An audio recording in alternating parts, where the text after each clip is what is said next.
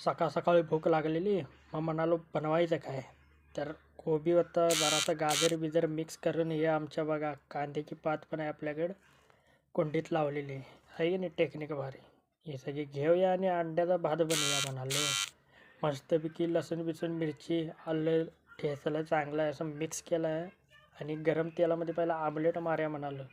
नंतर म्हणाला आमलेट कशाला, डायरेक्ट त्याला चमचा घालूया आणि cut cut cut cut cut cut cut cut cut cut cut cut पूर्ण मस्तपैकी हे करून झाल्यावर आपण त्याच्यातच फोडणी मारली.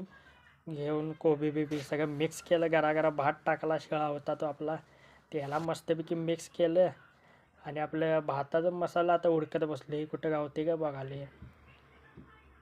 भरण्या भरपूर असतात ना, काही समजत नाही कुठलं कुठलं. आता सगळे टाक्या त्याच्यात चटणी बिटणी एकदम मस्तपैकी या भाताचा मसाला बिसाला सगळं धना पावडर नाका टाकायची, मस्तपैकी मिक्स केला. कलर आला.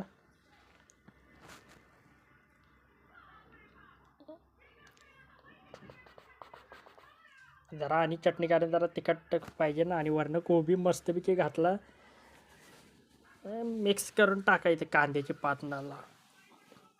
झालं आणि खायला भारी. मग एकदम रिकामी बिंदास्त भात मस्त झालाय. तसं बघून तर भारी वाटायलाय. खाऊन बघतो आधी.